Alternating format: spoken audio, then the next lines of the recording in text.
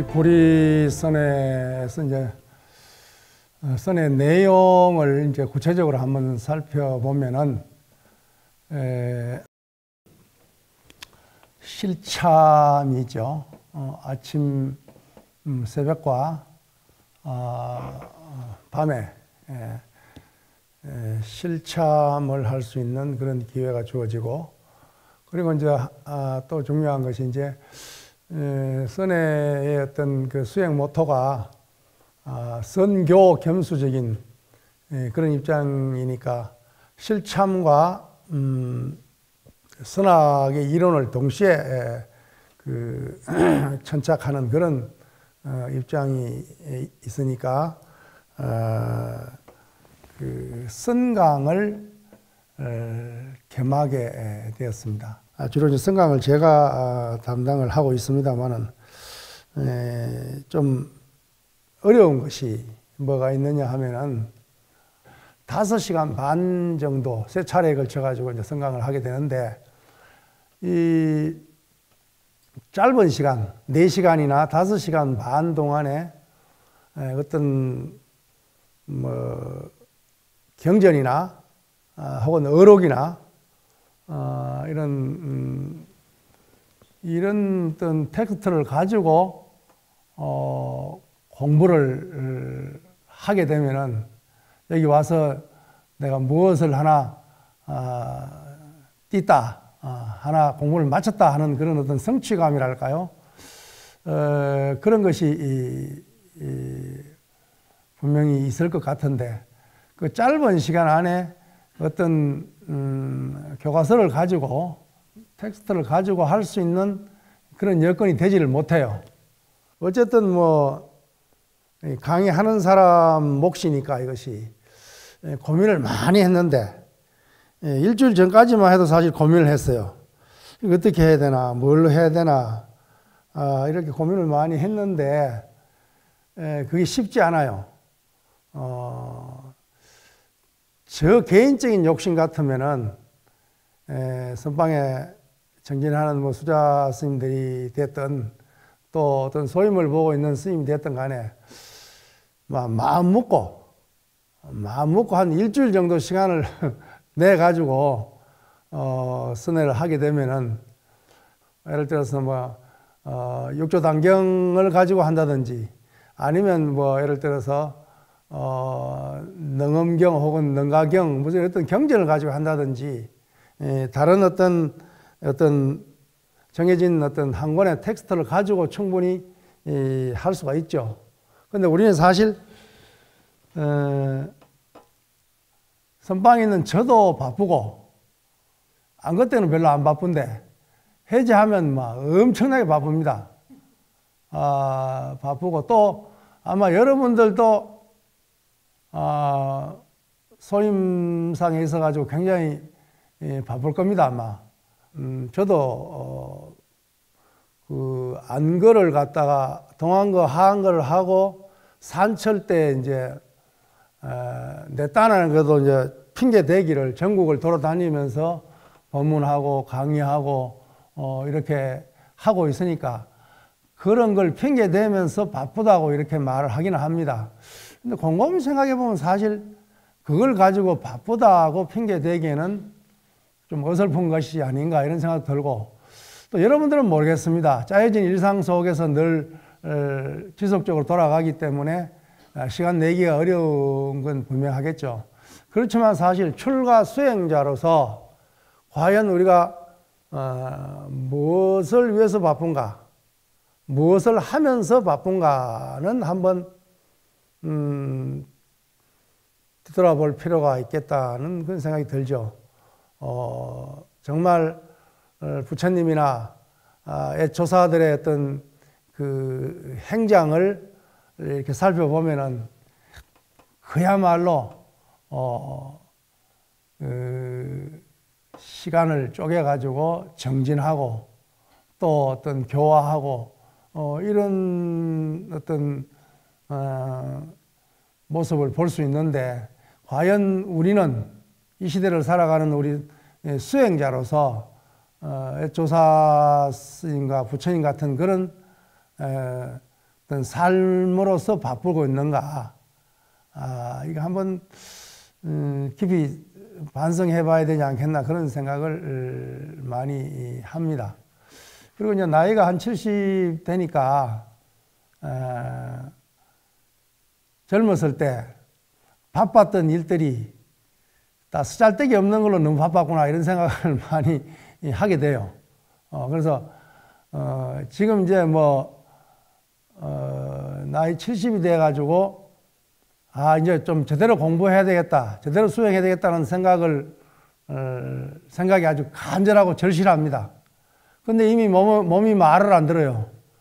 옛말에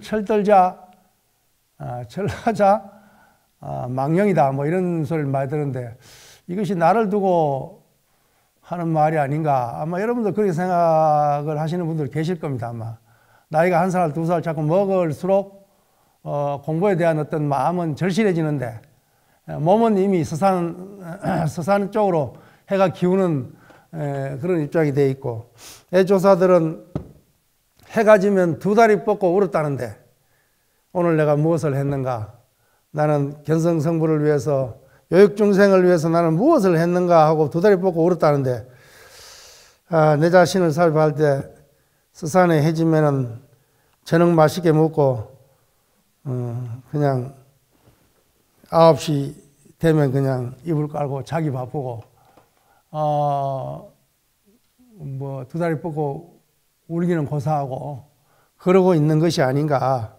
이런 생각을 많이 하게 되죠. 이런 그 짧은 시간에 어떤 성강의 어떤 그 효율성을 어떻게 하면 높일 수 있을까?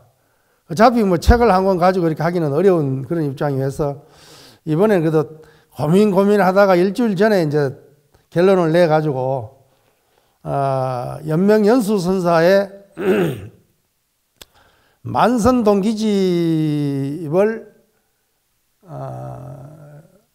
가지고 강의를 성강을 해야 되겠다 이런 생각을 냈습니다. 근데 만선동기집이라는 게 굉장히 책이 두꺼운 책입니다. 내용이 굉장히 풍부해요. 근데 그걸 전체를 다 할 수는 없어가지고 그 중에 중요한 내용을 갖다가 추렸습니다. 발췌해가지고 지금 여러분들에게 나눠준 유인물이 만선동기집의 내용입니다. 그러니까 연명연수선사의 만선동기집을 그 요점을 추려서 3차례 5시간 반 동안의 성강을 통해서 같이 함께 공부하고 함께 공부하는 그런 시간을 갖도록 하겠습니다.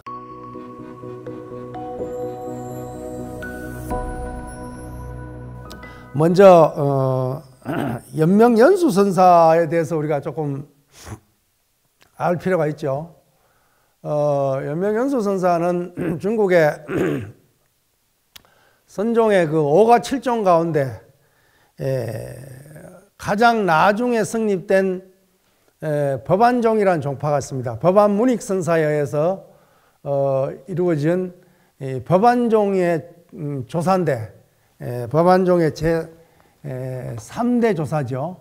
초대가 법안문익선사고 2대 조사가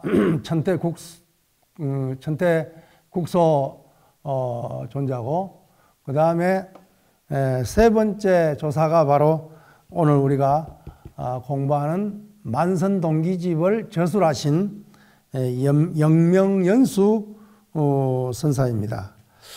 영명연수 선사 그러면 우리가 가장 쉽게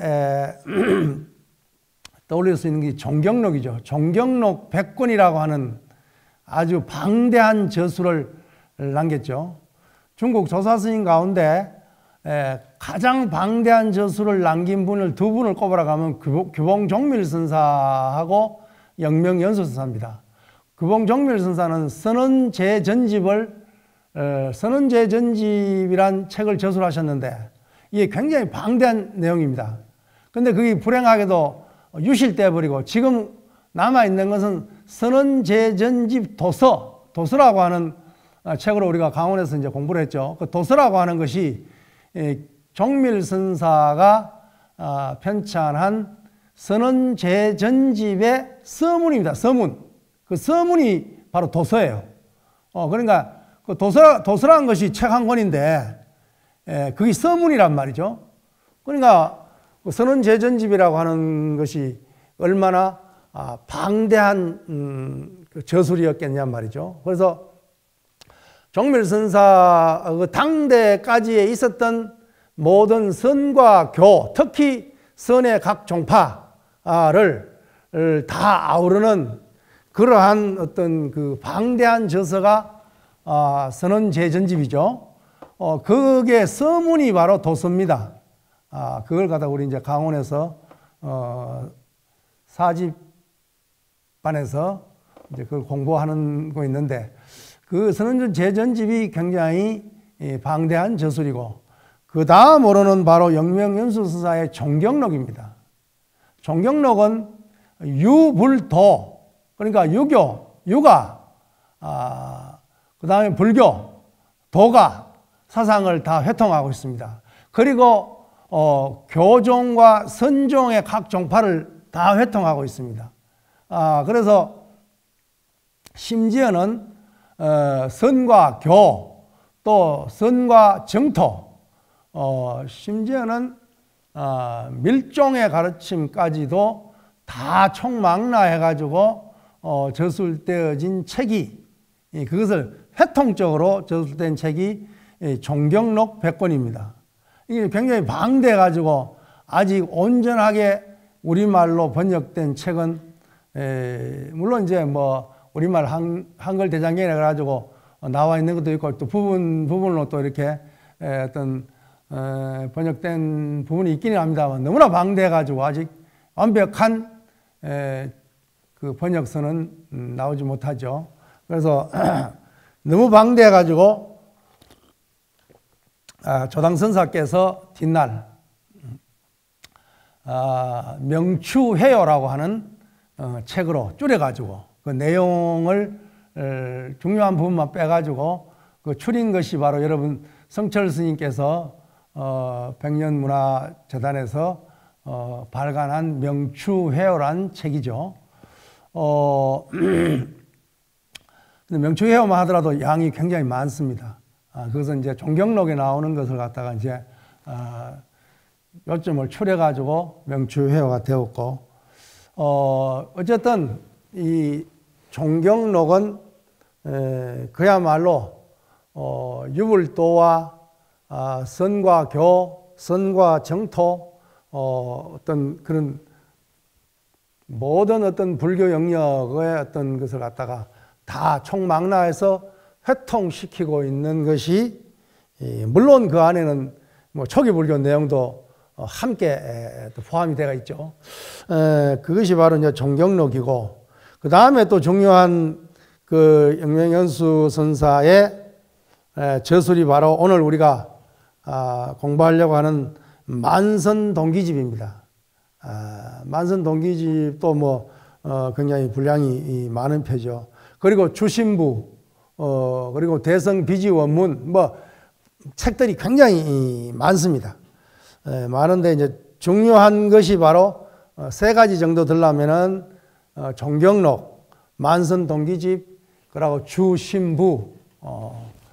주는 주석했다는 말이고 신부는 마음 심자고 부는 이제 그 책이라는 부자죠.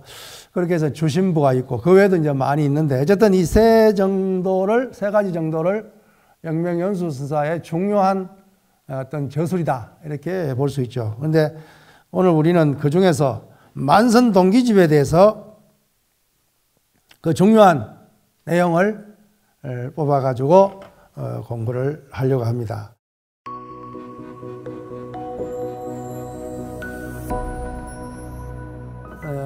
우리나라 고려시대 광종시대에 광종임금이 그때 당시에 유수한 선종의 스님 36분을 갖다가 선발을 해가지고 영명연수 선사가 계신 영명사에다 파견을 했어요.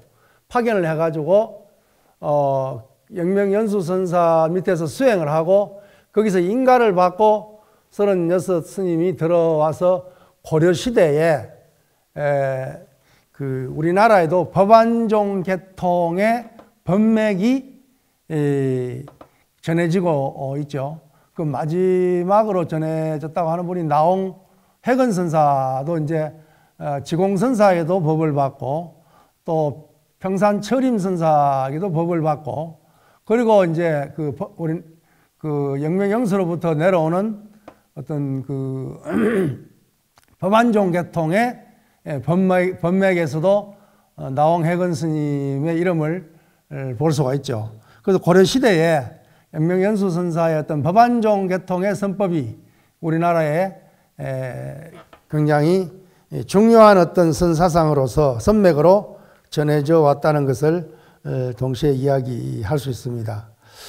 이 영명연수 선사는 사실 그 행장을 들여다보면은 우리가 영명연수 스님도 출가자고 우리도 출가자인데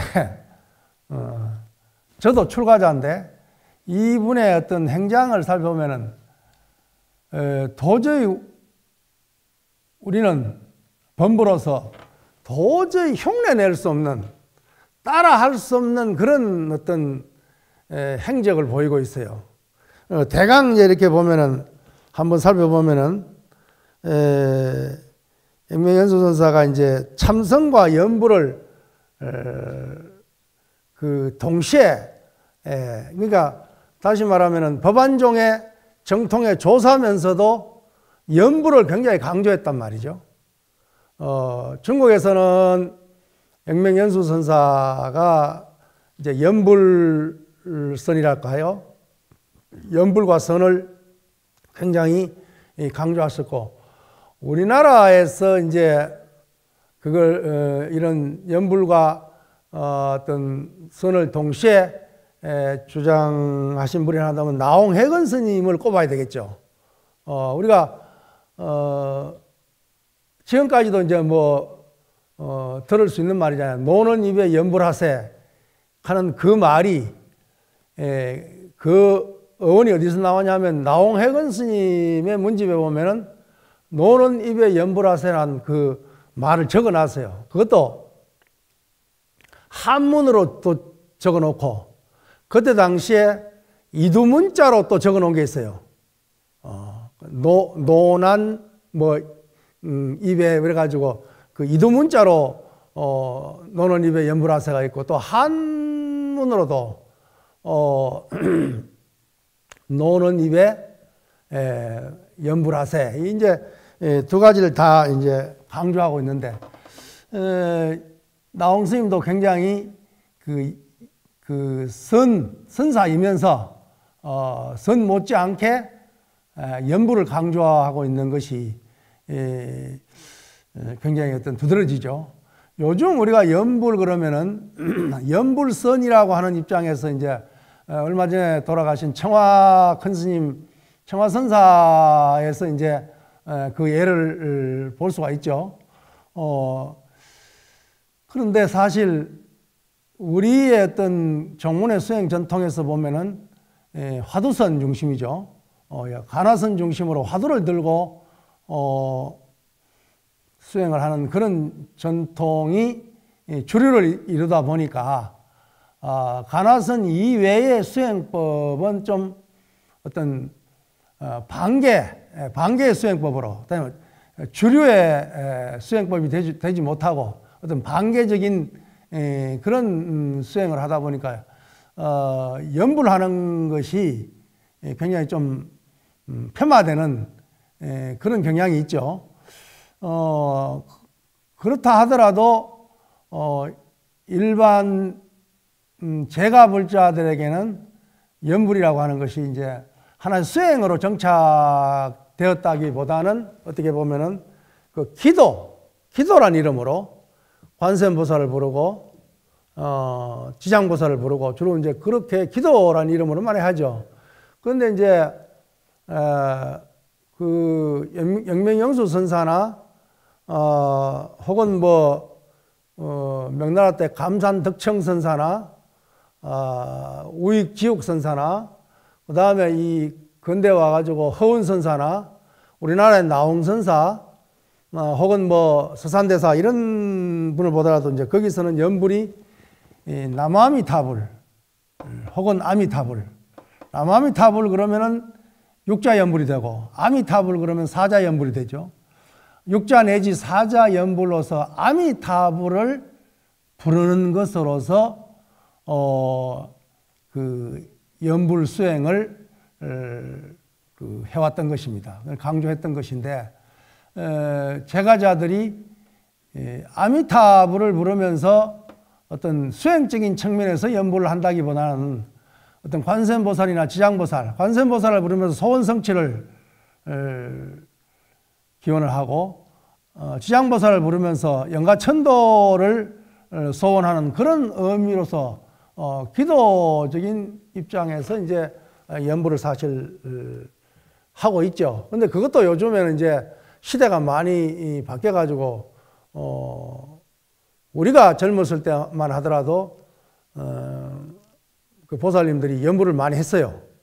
많이 하고 이제 그렇게 했는데 요즘 시대는 뭐 보살님들이 그렇게 연불을 많이 하는 것 같지 않아요. 대신에 이제 시민선방이 많이 개원을 하고 또 명상이란 어떤 그런 수행법이 굉장히 어떤 그 널리 그 분포되는 그런 입장에 있기 때문에 연불이라는 것이 사실 이제 좀 뒤로 밀리는 그런 경향이 없지 않아 있죠. 근데 사실 나홍 스님이나 혹은 이 영명연수 스님의 어떤 법문에 보면은 연불을 굉장히 그 강조하고 있고 연불 수행의 아주 그 중요성을 엄청나게 그 강조하고 있습니다. 그런 걸로 보면은 간화선 주류에 있는 우리 한국의 어떤 수행 전통이라 하더라도 어떤 연불 수행이 됐건 또 요즘 남방으로부터 많이 유입돼 가지고 보편화되고 있는 어떤 위파사나 수행이라든지 이런 것들을 어떻게 보면 좀 뭐 하나를 갖다가 고집하는 것보다는 좀 뭐랄까요, 자기 건기에 맞고 자기 기호에 맞는 수행법을 선택해 가지고 이게 뭐 꼭 선방에 가야 수행하고 특별하던 정진 시간에만 정진을 하는 것이 아니라 삶 그대로가 생활 그대로가 수행이 되게 하려고 한다면은 이런 위파사나 수행이나 연불 수행이나 주력 수행이나 간경 수행이나 또 참선 수행이나 이런 것들이 좀 뭐랄까요, 보편적으로 자기 건기에 맞추어서 생활 가운데서 이루어지는 그런 수행이 되어야 되지 않겠나, 그런 생각을 많이 해봅니다. 그런 가운데 이제 영명연수 선사 같은 분은 참선과 연불을 동시에, 그러니까 선정겸수라 그러죠. 선정겸수라 그러는데, 참선이란 선과 이제 이 정이라고 할 때 이제 이거는 정토란 의미죠. 선정했을 때 우리가 선정과 지혜할 때 그런 선정이 아니고 참선과 정토는 이제 뭐요? 결국 아미타불을 부르는 그 연불을 이야기하는 거니까 선정 겸수라 그러죠. 그래서 이것이 이제 영명연수 선사가 주장한 어떤 종지죠. 선과 정토를, 그러니까 선수행과 연불수행을 겸수한다 그 말이죠. 함께 닦는 이런 어떤 종풍이 바로 영명연수 선사로부터 시작이 되었는데, 1페이지 폈습니까? 거기 보면은 영명연수 선사의 선정사료관이 나온다 그러죠. 선과 정토의 4가지의 요관이 나오는데, 거기 첫 번째 보면은 유선유정토. 그러니까 뭐요? 참선도 하고 연불도 하는, 그죠? 그야말로 선정겸수다, 그러죠? 거기에 보면 참선수행도 하고 연불수행도 하면 마치 뿔 달린 호랑이 같다 그랬습니다. 호랑이만 해도 대단한데 뿔이 달렸다 그 말이죠. 현세의 사람들의 스승이 될 뿐만 아니라 장래 곧 부처가 될 수 있고 조사가 될 수 있다라고 선정겸수를 최고의 어떤 수행의 어떤 방법으로 제시하고 있다 그러죠. 그 다음 두 번째 보면은 무선유정토라. 참선은 하지 않고 정토만 닦는단 말이에요. 연불만 한다 그 말이죠. 참선 수행은 없더라도 연불 수행만 있으면, 연불 수행을 하게 되면 만 사람이 닦아서 만 사람이 모두 간다는 것은 뭐예요? 서방정토 극락세계로 간다 그 말이죠. 아미타부처님의 품으로 연화생불자가 돼 간다 그 말이죠. 가나니 단지 가서 아미타부를 칭견하기만 한다면은, 그러니까 이것은 극락 정토 중에서 아미타경이나 무량수경이나 관무량수경에서 정토 삼부경에서 설하고 있는 어떤 그 주장은 극락세계 왕생만 하면 결정코 성불을 한다 그랬습니다. 거기서는 물러남이 없다 그랬습니다. 그러니까 결정성불을 말하는 거죠.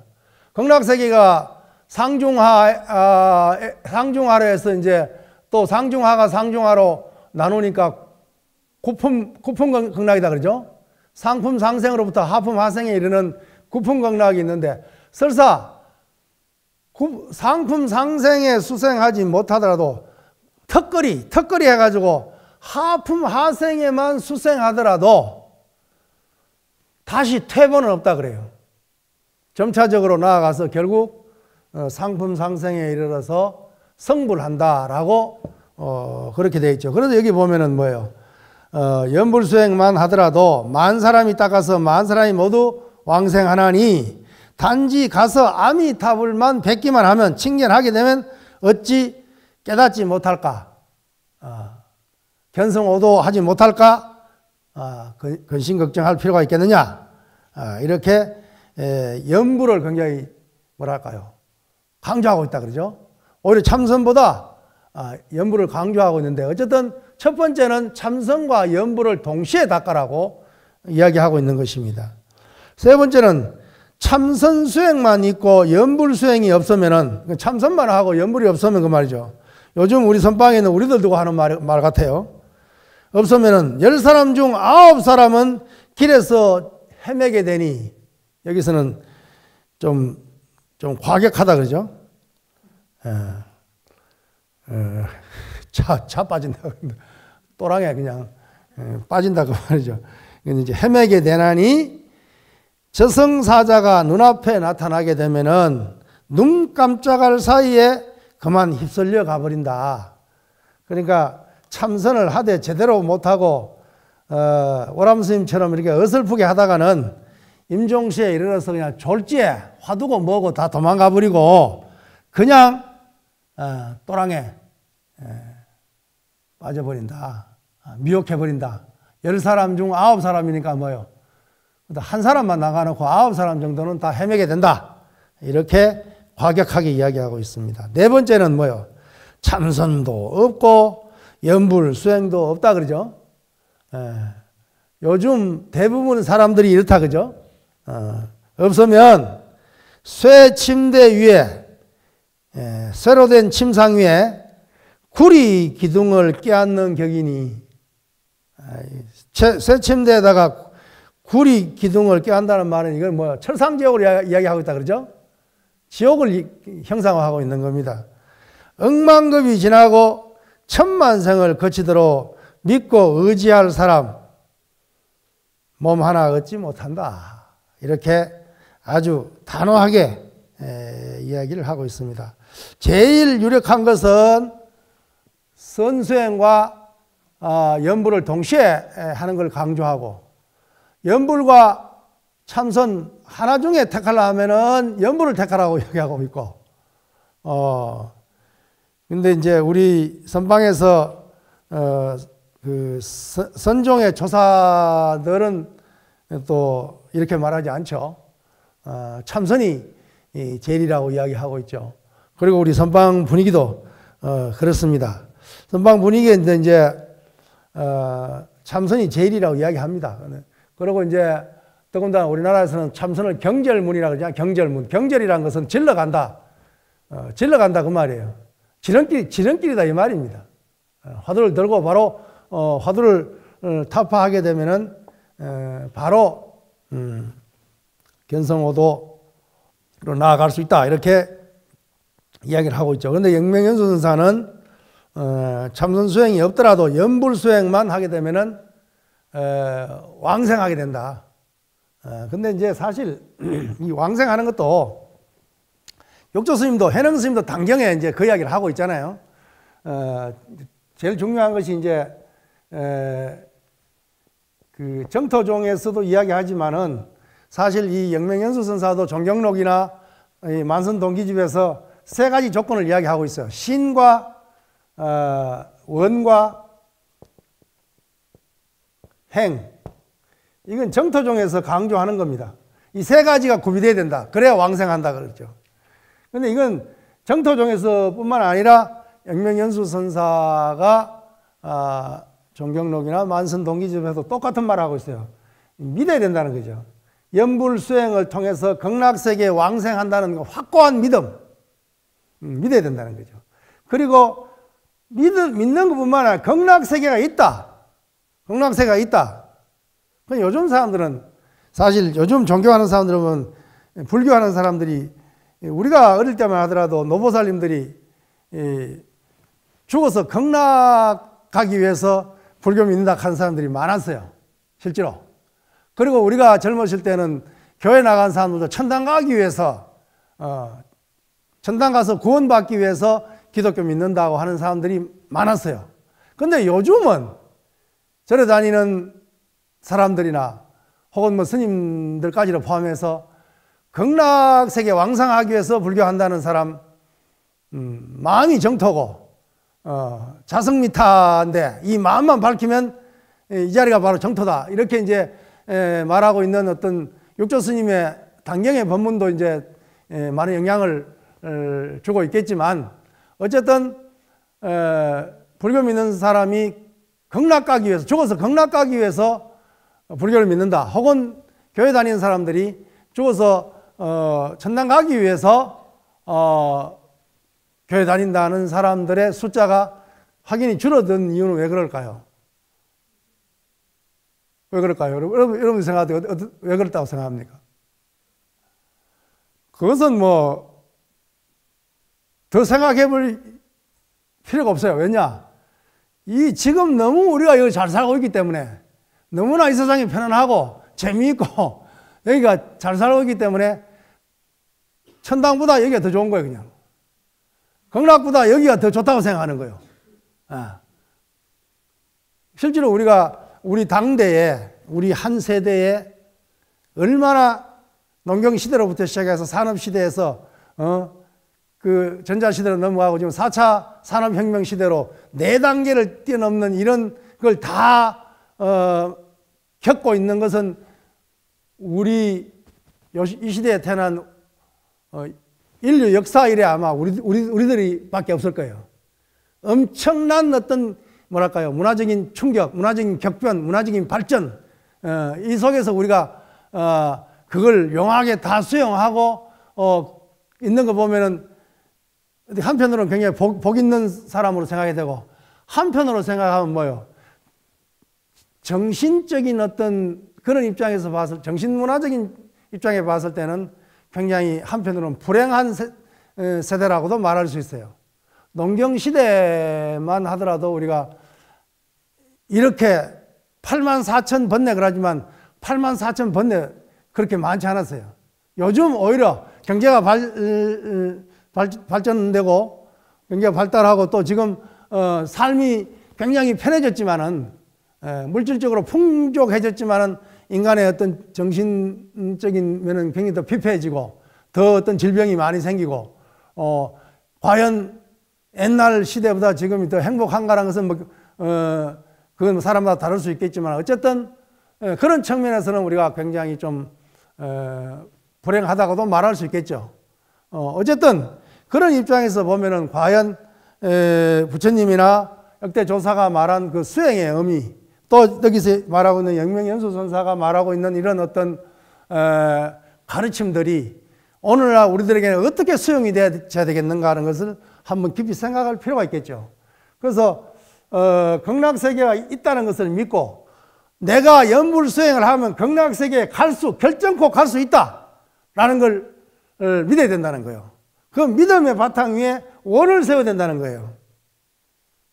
나와 일체 중생이 다 극락세계에 태어나기를 발언해야 된다는 거죠. 원을 세워야 된다는 거죠. 그리고 신과 원만 있어야 되는 것이 아니라 뭐요? 실천행이 있어야 된다는 거예요. 실천행이. 이 실천행이 정토에서 말하면 뭐요? 연불수행에 있죠. 연불을 닦아야 되는 것이. 연불로서 마음을 닦아는 그것이 행이죠. 그러면 영명연수선사 입장에서 만선동기집에서는 뭐야? 이 행이 뭐요? 이 실천행이 바로 만선입니다. 만선. 만선 그럼 뭐요? 만가지 선행이잖아요. 만가지 선행이라는 것은 뭐요? 사실 꼭 만가지가 아니더라도 많은 선행을 행한다 이 말이겠죠. 영명연수선사만 하더라도 살아생전에 일상의 어떤 일과로서 행하는 그 실천행이 108가지나 행했다 그래요. 하루 일과가. 여러분 생각 한번 해보세요. 하루에 108가지 행을 사실 그 했는 걸 갖다가 한 10몇 가지, 20가지 정도 되는 걸 쫙 그 행장해 보면 10걸 해놨어요. 그런데 그 중에 우리는 하나도 하기가 어려울 정도로 그런 내용들이 사실 그게 수록이 돼가 있는데, 그런 영명선사는 그걸 다 했다는 거예요. 그러니까 이게 내 딸아는 그래도 좀 열심히 살았다고 생각하는데 거기에 비하면 이거는 막 갖다 댈 수도 없는 거예요, 그냥. 사실은 뭐 열심히 산 것도 아닌데, 그래도 넌 보기엔 좀 이렇게 좀 뭐 열심히 산 것처럼 이렇게 보이는 것 같은데, 그거는 그냥 흉내만 낸 것이지, 영명연수선사의 어떤 그런 삶의 행장에 비하면 이건 도저히 갖다 댈 수가 없는 그런 거단 말이에요. 그래서, 신원행이 갖추어져야 왕생한다. 이렇게 이제 이야기를 하고 있는데, 이것은 만선동기집에 나오는 어떤 그 정토를 강조하는 부분인데 이걸 동시에 이제 이야기를 하고 있죠. 그래서 이제 선정사료관이라 가지고 이것은 굉장히 중요한 내용입니다. 특히 연불종 계통에서는 영명연수선사의 선정사료관을 갖다가 제일 앞에 종지로 내세웁니다. 봐라, 이 선종의 조사가, 아니 정토종의 조사가 아니고 선종의 조사가 이렇게 말하지 않느냐. 굉장히 어떤 연불을 강조하고 있는 것만은 분명하다 그러죠. 물론 영명연수선사가 가장 강조하고 있는 것은 선정경수다 그러죠. 선정경수지만 그러나 그러면 선정경수 참선만 사실 따지고 보면 우리 성철 스님만 예를 들더라도 성철 스님이 사실 참선 수행과 동시에 능엄주를 동시에 강조하고 또 따르는 제자들이나 제가자들에게 그걸 강조하고 그렇게 실천했단 말이죠. 그것은 왜 능엄주를 했을까라는 것은 유추해 보면은 선언청규에 보면은 옛날 선언청규에 보면 능엄주란 것이 나와요. 그리고 실제로 지금 중국의 선언에서는 아침 애불 때 능엄주를 합니다. 그것은 왜 하느냐고 내가 물어봤더니 이것은 자기들 전통이래요. 요즘 와서 생긴 게 아니고 옛날 총림으로부터 내려오는 법이랍니다. 그러니까 우리나라에서는 주력, 특히 능엄주 하는 것이 옛날에 선언에서 선언 청규를 받아들였기 때문에 그걸 했겠죠. 했는데 지금은 뭐 거의 하지 않고 어떤 화두선 일색으로 지금 이렇게 나아가고 있는데, 물론 이제 개인적으로 자기 개인적으로 이제 연부를 한다든가 조력을 한다든가 뭐 경을 본다든가 이런 어떤 조도의 방편으로 이렇게 하는 경우는 있지만은 그것이 뭐 일과로서 주어져 있지는 않단 말이죠. 중국 선언에서는 능엄주가 일과로 주어져 있습니다. 능엄주를 하거든. 애물 모실 때 해버린단 말이에요. 그러니까 그러한 전통을 성철 스님께서는 아마 우리 도입해가지고 당신 제자들이나 혹은 신도들에게 그렇게 수행하도록 했지 않나 이렇게 생각이 듭니다만, 어쨌든 선정사료관에서 봤을 때 선정겸수가 1번이지만은 하나를 택할 때는 연불이 용이하다고 이야기를 하고 있고, 그리고 참선 수행을 하게 되면은 여기서 강조되는 것은 뭐요? 19명은 헤매게 된다. 임종시에 헤매게 된다라고 하는 것은 참선을 하면 제대로 해라. 제대로 참선을 하라는 것을 강조하고 있는 겁니다. 그 다음에 네 번째는 뭐 말할 것도 없이 이 수행이 아예 없는 사람, 이런 사람들은 끊임없이 육도에 연애하면서 한량없는 고통을 끝없이 받게 될 것이다 라고 이야기를 하고 있습니다.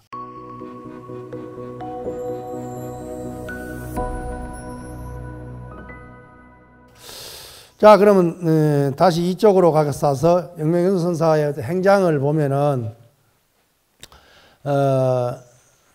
영명연수 스님은 당나라가 끝나고 이제 송나라가 이어지는데, 그 당나라와 송나라 사이에 오대라고 하는 다섯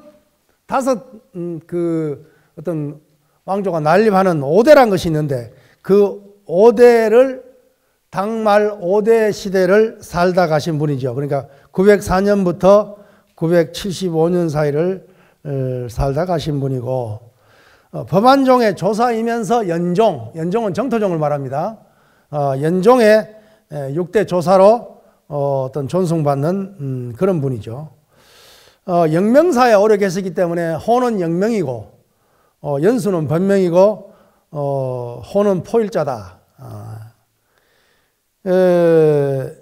굉장히 뭐 16세에 글을 지어서 천재로 이름이 났고, 사실 그 과거에 급제해가지고 어떤 공무원을 지냈는데, 이 젊어서부터 어릴 때부터 이게 보시하기를 좋아해가지고 아마 그 공금을 갖다가 그냥 그 방생하기를 그렇게 좋아했다 그래요. 방생하고 이래가지고 공금 횡령죄로 아마 잡혀갔는가 봐요. 그러니까 우리하고는 생각이 다 다른 것 같아요. 우리는 공무원을 설사 출가 전에 공무원을 했다 하더라도 뭐 공금 정도 가지고 가가지고 방생하고 뭐 보시하고 이러지는 않았을 것 같은데, 이거는 뭐 죽기를 각오하. 그때 법원 공금 횡령하면 그때는 바로 사형입니다.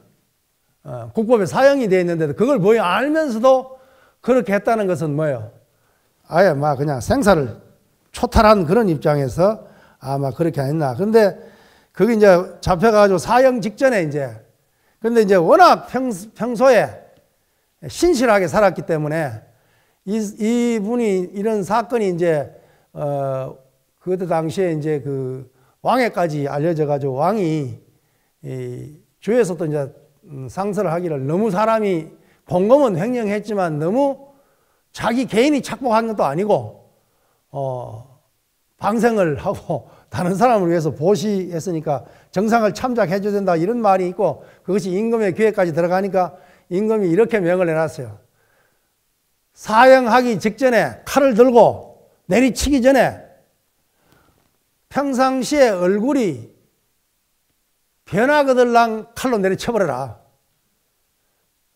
평상시 얼굴 그대로 걸랑 사형을 면제해줘라. 이런 이제 그 명을 했는데, 사형대에 떡 앉아가지고 그냥 떡 앉아서 좌선을 하고 있단 말이야. 칼을 휘둘러가, 망나니가 칼을 휘둘러가 내리치려고 하는데도 얼굴색도 하나도 안 변해. 그냥 안 변하니까 그냥 스톱, 형 집행정지 해가지고 풀려났죠. 그래가지고 좀 늦은 나이에, 그때 당시로 비하면 늦은 33살에 출가했으니까, 33살에 출가해가지고 법안종의 2대 조사에게 이제 법을 인가받고, 주로 이 무대가 항주입니다. 절강성의 항주. 여러분들이 뭐 중국 지도를 잘 모르겠습니다만은, 항주, 그러니까 절강성 쪽에, 그 천태산, 주로 이제 천태종하고 이제 천태국소선사가 법안종의 2대 조사지만은 천태종하고 밀접한 관계가 있으니까, 역시 이 영명연수선사도 천태산에서 공부를 했기 때문에 천태종하고 많은 이런 연관이 있어요. 이 영명연수선사의 어떤 그 행적을 보려면은 절강성으로 가서 천태산, 그리고 항주의 그 정자사, 영언사, 뭐 이쪽 계통이 이제 주로 계셨는데, 어쨌든 법안종의 3대 조사가 되죠. 사실 많은 교화 활동을 하다가 천태산으로 다시 올라가 가지고 4페이지 보세요. 4쪽에 보면은, 그리하여 지자선언에 올라가서, 지자선언은 천태산 국청사 그 뒤쪽에 있습니다. 지자선언에 올라가서 심지를 2개 만들어서, 하나는 일심선정이라고 쓰고 다른 하나에는 송경만선장엄정토라고 딱 써가지고, 일심선정은 뭐요? 일심선정은 뭡니까? 참선에 가서 참선만 한다 그 말 아니에요? 그렇죠? 일심선정이란 말은 참선만 한다 그 말이에요. 그 다음에 뭐 송경이란 말은 뭐 경을 읽는다 그 말이죠. 만선은 뭐요? 만 가지의 선행을 한단 말이고, 장엄정토다. 이건 장엄정토는 뭐예요? 결국 정토 연부를 말하는 거다. 그죠? 일심선정과 송경만선장엄정토 2가지를 써가지고 자기가 결정을 못하니까 부처님 전에 판단의 기준을 기원하고 2가지 가운데 하나를 집어서 펴보니 일심선정이 아니고 송경만선장엄정토다고 이렇게 이게 접혔단 말이지. 그래서 이게 보면 7번을 그렇게 했는데 또 한 번도 일심선정이 잡히는 게 아니고 송경만선 장엄정토란 것을 짚게 되었다. 그래서 천태산에 들어가서 조용히 선정에 들어서 일생을 마치려고 하다가 이 어떤 부처님의 어떤 기도의 어떤 가르침에 따라 가지고 그야말로 돌아가실 때까지 하루에 108가지를 행하는 그야말로 만선이다. 그죠? 10,000가지의 선을 닦는 그러한 어떤 일생을 살다 가시죠. 그리고 그 밑에 보면은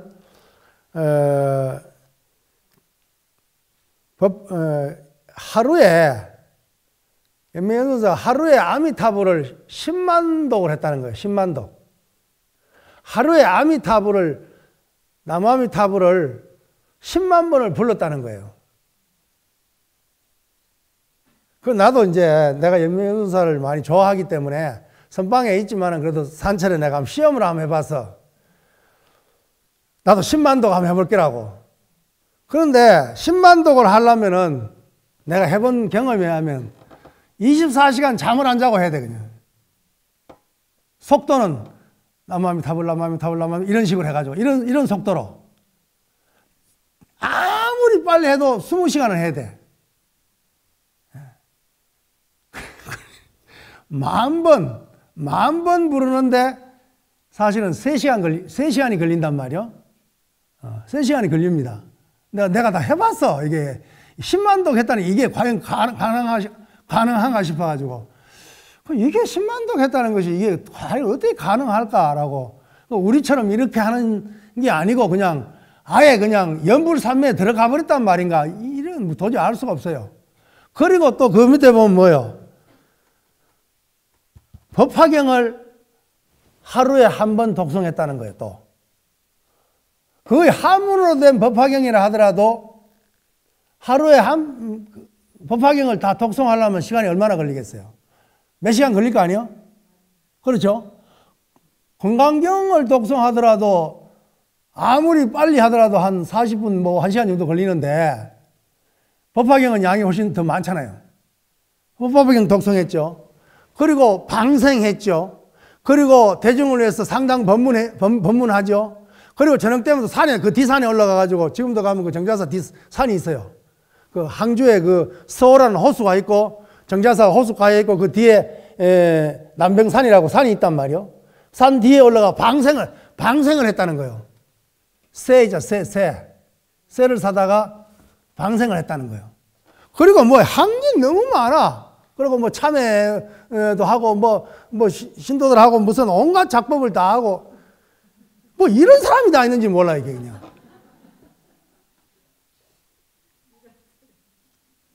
뭐 이게 적당해야 우리가 흉내 낼 수가 있잖아요. 그죠? 나도 한번 해볼까 이런 생각 나는데 나도 이분을 너무 좋아하기 때문에 내 딸을 한번 따라 해보려고 3개월 하고 그냥 말아버렸어요. 그냥. 안 돼. 이게 도저히 흉내를 낼 수 없을 정도의 분이야. 그래서 어떤 사람이 죽어서 죽어서 염라대왕을 만났대요. 그 이제 영업록에 나오는 이야기예요. 영업록에 나오는데 어떤 사람이 죽어서 그 영명사, 옛날에 영명사는 지금은 정자사입니다. 지금도 정자사에 가면은 그 영명연수 스님의 그 탑전이 있어요. 탑전이 있는데 그 탑에다가 거기다 집을 지어가지고 그 탑전이 돼가 있는데 그 정각 안에 이제 탑이 있는데 어떤 사람이 거기 와서 탑을 늘 도는 거예요. 이렇게. 그래서 그 스님이 물은 거예요. 그때는 왜 하루도 빠지지 않고 여기 와서 연수 스님의 탑을 도느냐고 물으니까 제가 잠시 죽어서 염라대왕을 염라국에 가서 염라대왕을 만났는데 염라대왕이 내는데 하는 말이 그대는 사자가 잘못 불러와가지고 아직 더 살아야 되는데 왔기 때문에 돌아가야 된다는 거야. 돌아가야 된다 하니까 이 사람이 보너스로 그러면 염라대왕이 심판하는 걸 좀 구경을 시켜주더라는 거예요. 그런데 염라대왕이 심판하러 가기 전에 그 집무실에 이렇게 액자가 하나 걸려 있더라는 거예요. 액자가 그런데 그 액자가 어떤 스님의 모습이었다는 거예요.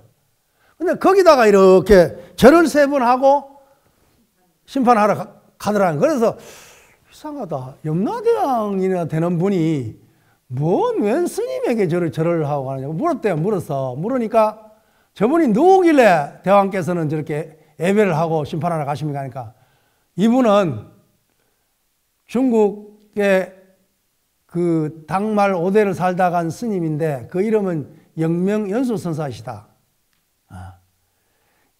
내가 봤을 때 역대 부처님 제자 가운데 제일 훌륭한 분이 영명연수선사다. 그래서 내가 이분을 스승으로 존경하고 이분의 가르침을 새기면서 내가 심판을 하고 있다. 이 소리를 들었단 말이에요. 그래서 이제 그 구경하다가 이제 다시 살아 돌아온 거예요. 이제 와가지고는 이제 그 영명연수 선사가 했던 그 영명사를 찾아가가지고 그 주위에 이사까지 해가지고 거기 살면서 늘 탑을 돌았다는 거예요.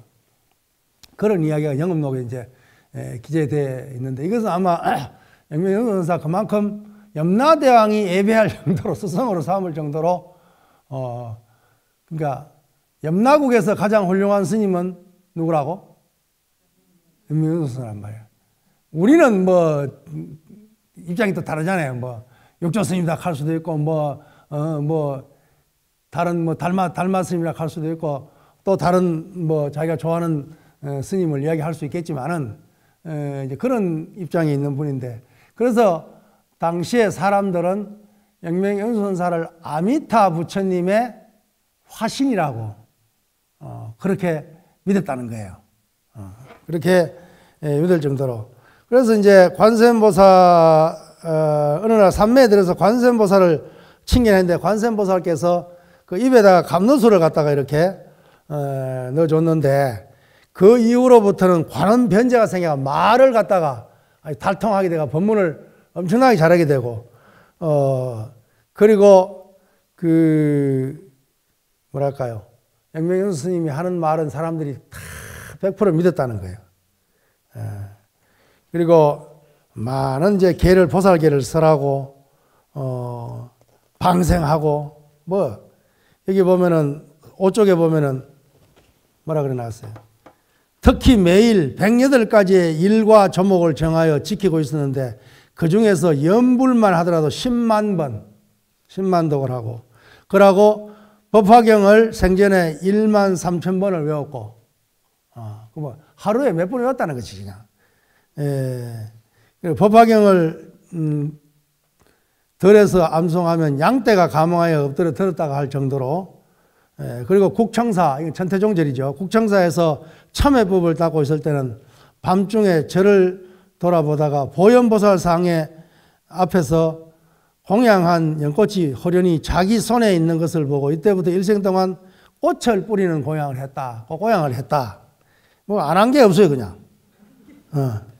그래서 관음변제를 얻게 된 후에 8만 대장경을 요약해서 종경록 100권, 만선동기집 6권, 유심결 1권, 그리고 아까 주신부 등 60여 부 외에도 많은 저수를 남겼다.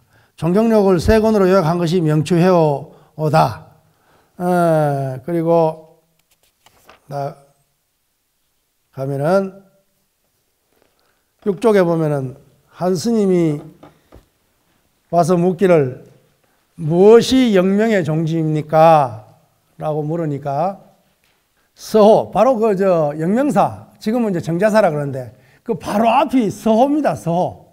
중국의 4대 미인 가운데 첫 번째인 그 서시, 서시만큼 아름다운 호수라 그래가지고 그 호수 이름이 서호예요. 서호.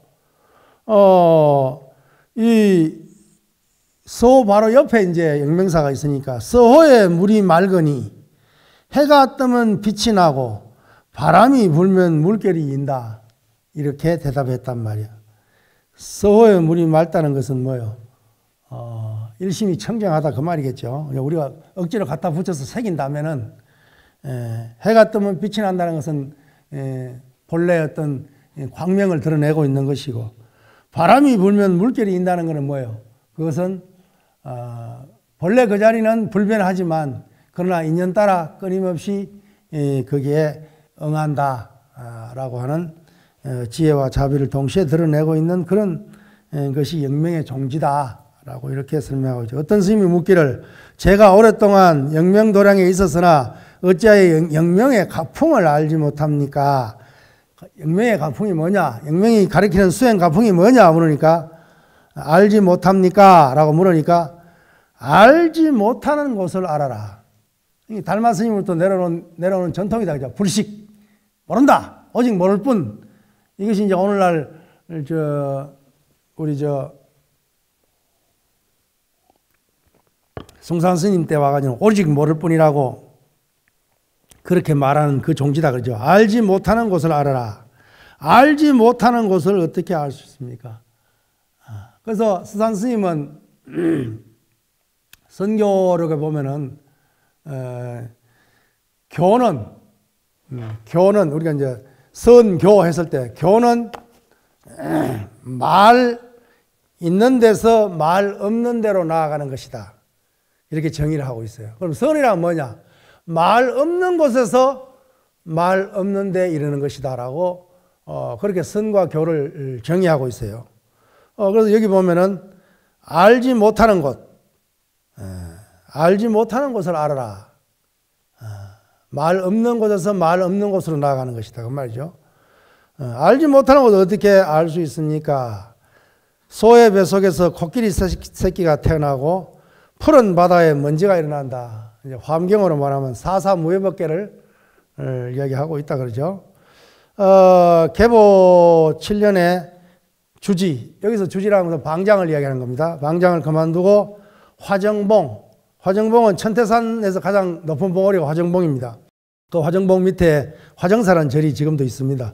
화정봉으로 돌아가면서 성을 짓기를 목마르면 물 반국자 마시고 배고프면 솔잎 한 입 따먹으며 가슴 속에는 한 가지 일도 없어 높이 백운봉에 누웠노라. 이렇게 개송을 남기고 있죠.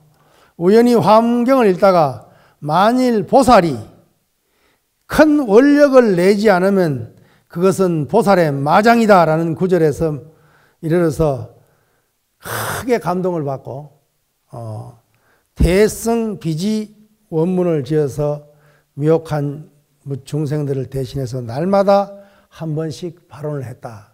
그래서 대승비지 원문이라는 것이 지금도 전해져 내려오고 있죠.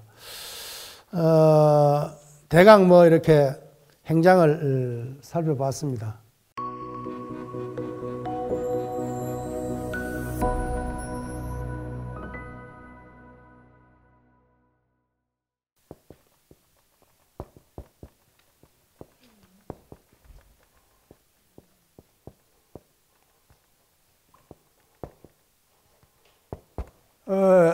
결국 만선동기라는 것은 1만 가지의 선행이 함께 돌아간다 이 말이죠. 어디로 돌아가느냐? 그것은 여기서 만선이라는 것은 만 가지 선행. 그러니까 우리가 수행자가 행하는 모든 행은 다 뭐예요? 만선행입니다. 만선행. 어떤 보살님 이런 것 같지만은 결국 우리가 행하는 모든 행, 굳이 1만 가지가 아니더라도 영명연수 스님은 108가지를 했다 그러는데 우리는 하루에 한 가지, 하루에 한 10가지 정도 하더라도 그 하는 모든 행이 만선행이라는 거죠. 만선행. 이 만선행은 함께 어디 돌아가느냐? 이제 여기는 만선 동기지면 이것은 뒤에 생략 때문에 일심중도로 돌아간다는 겁니다. 일심중도. 그러니까 일심으로 돌아간다는 거죠. 일심이 곧 중도이기 때문에 결국 일심중도라 그러는데 만선이 일심으로 돌아간다 이 말이죠. 그럼 일심이라고 하는 것은 이것은 체를 이야기하는 것이고 진여 일심을 이야기하는 것이고 그 진여 일심의 체에서 우리가 기신론에 보면 상과 영으로 드러난다 그죠? 그래서 체상용이라고 우리가 얘기한다 그죠? 상과 영으로 드러나는데 그럼 결국은 이 일심 만선의 이 작용은 영은 결국 일심으로 돌아간다는 거죠.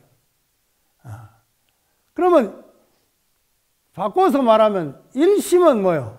일심의 체는 결국 뭐요? 만 가지의 작용으로 나아가게 된다 이 말이죠. 그럼 결국 뭐요?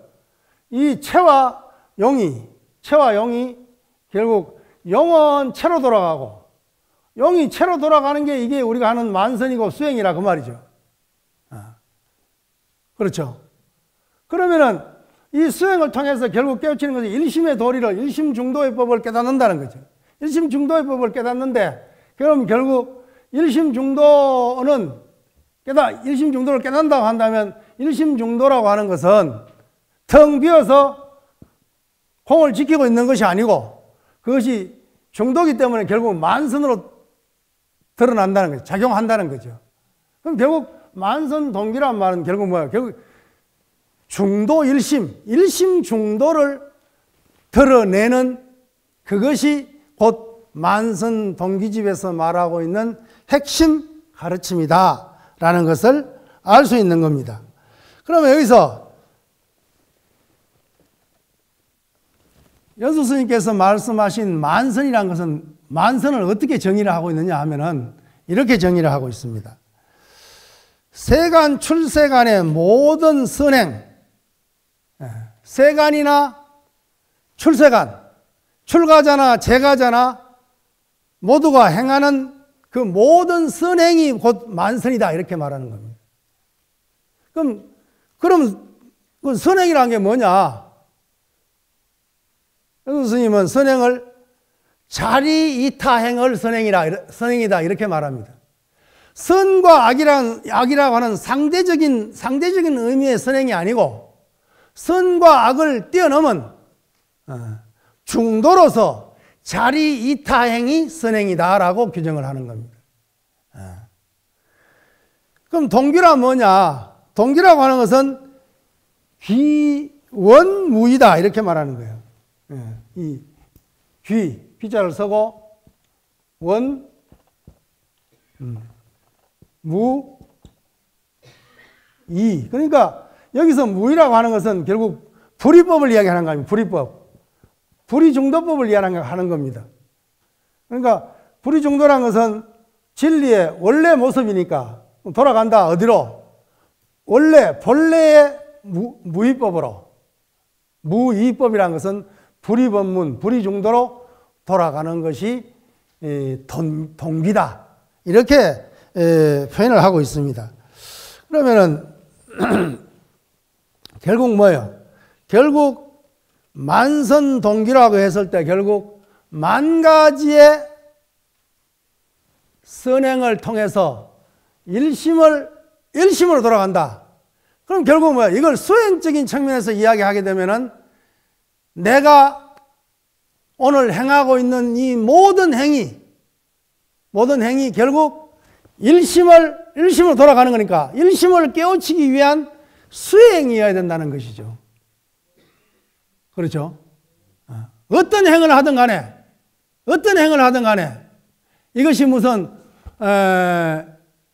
우리는 뭐 중요한 행이 따로 있고 가벼운 행이 따로 있고 뭐 이렇게 보통 분별을 하지만은 사실은 출가 수행자에 있어서의 모든 84,000행 만행은 결국 중도를 깨닫는 중도행으로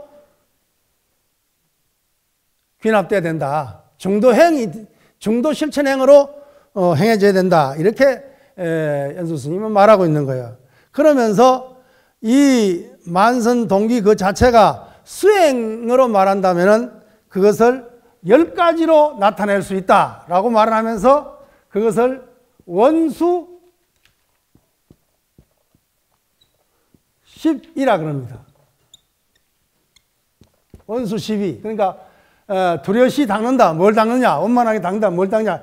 10가지 이 만선 동기집에서 말하고 있는 그 만선이 바로 10가지를 두려시 닦는 것으로서 정의하고 있다. 그러면 그래서 우리가 지금 성강을 통해서 만선 동기집에서 설하고 있는 가장 중요한 종지로서 바로 원수 12, 10가지의 뜻을, 10가지의 가르침을 요약을 해가지고,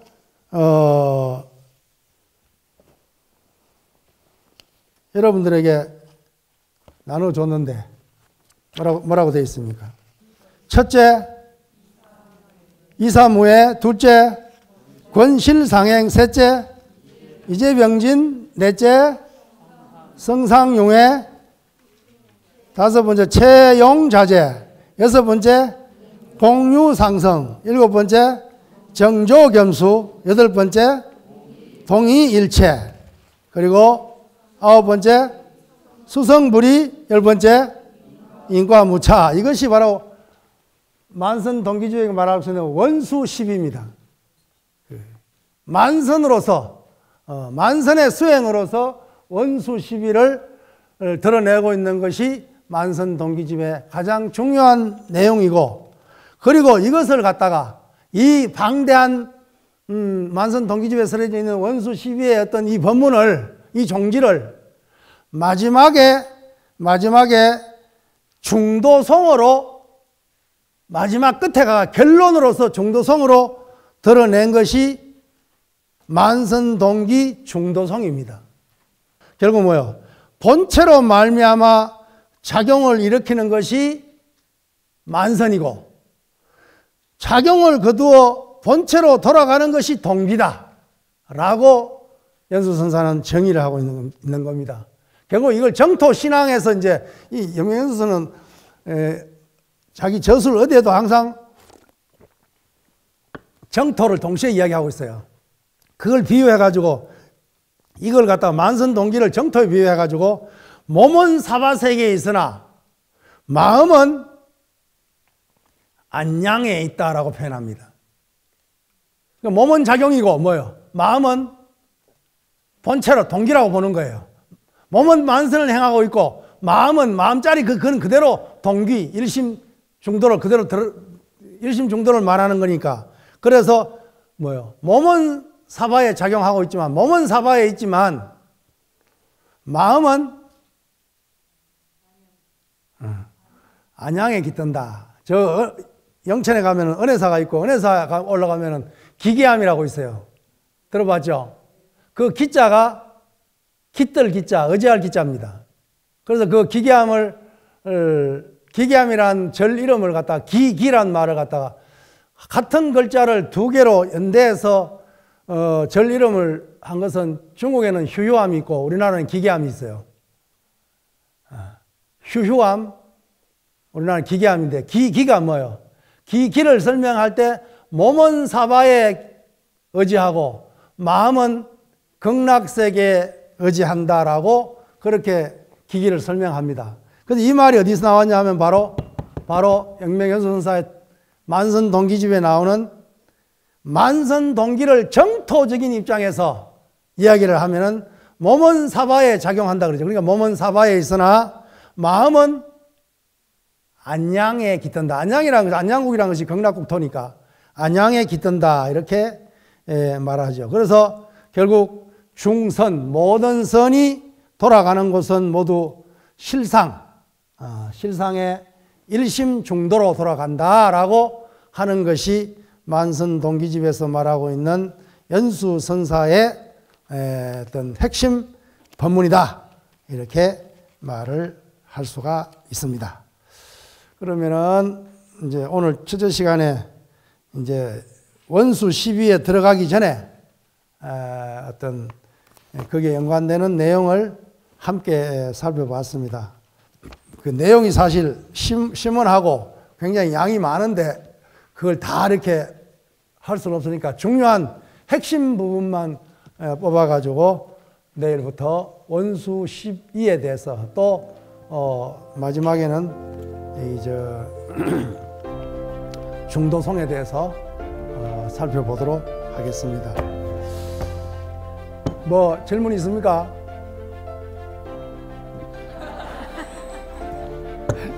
시간이 다 됐습니다. 네, 스님께 큰 박수로 감사 인사드리겠습니다. 스님 감사합니다. 고맙습니다. 네.